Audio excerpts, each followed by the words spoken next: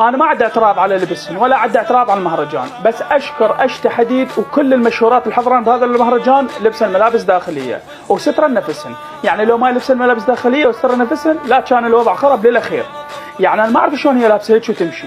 انا من فخذ الدجاج استحي، فخذ الدجاج استحي من عده، شلون هي لابسه هيك ما ادري.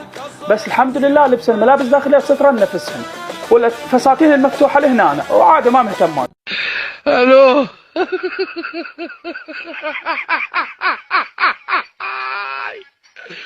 ولك الو. اكو ناس بعض النماذج ما اريد اذكر اسمائهم لانه هم هذا اللي يريدوه، دا يقولون عليها كلام مسيء جدا وهم على اساس معروفات، يعني هم معروفات بهاي، يعني هاي ما الصدفة شايف وحدة سوت فيديو ما ادري شنو انعرفت، وحدة كانت مصاحبة 2 مشاهير حاولت تنعرف عن طريقهم، وحتى هم اكيد يعرفون هذه المعلومة.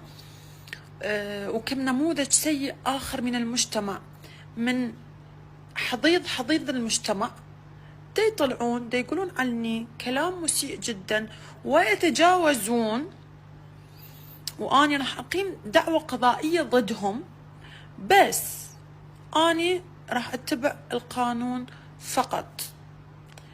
القانون راح ياخذ مجراه. احنا اليوم ويكند ان شاء الله، يوم الاحد راح اروح، محاميني موجودين بكل مكان. يعني انتي كيف تخيلتي وقارنتي نفسك بيه؟ شلون انتي شايفة روحك؟ انا قاعدين تسموني بمسميات غير لائقة وغير اخلاقية. للحظة يمكن انتو نسيتوا انه انتو دا تحجون على فنان قدم لكم فن.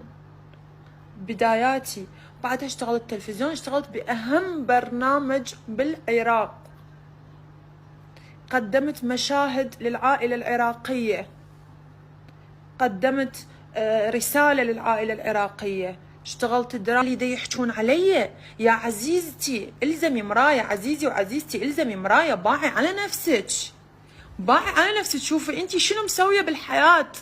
لو نفرض فرضية انه اني ما كنت لابسه هذا الفستان او اعتبروني ما اجيت اصلا للمهرجان، كان سكتوا؟ كان ما انتقدتوا اللي صار؟ زين خزيتونا قدام الوادي، والله اول مهرجان اول محفل رسمي خزيتونا.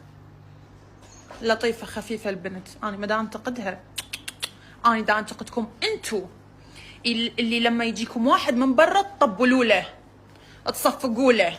الله شنو هالجمال، دخلوا اني اروح للمتنبي هيك لابسه، دخلوا اني اطلع بالشارع ببغداد هيك لابسه. انتوا شايفيني ايش البس ببغداد؟ انا البس عبايه ببغداد من ورا الناس، عبايه، اطلع بعبايه. اللي يجيكم من برا تصفقوا له وتطبلوا له وشنو هالجمال وشنو هالحسن. بس بتبلدك لما تطلع باحلى صوره وبانق صوره وجميله وراقيه وانيقه بغض النظر عن المصورين المتصيدين بالماء العكر اللي يريدون صفحاتهم يصير بيها تفاعل، اللي لما تدا تفتر حتى تاخذ بوزيشن معين للقطة معينة يصورها وهو قاعد منزل كاميرته من جوه.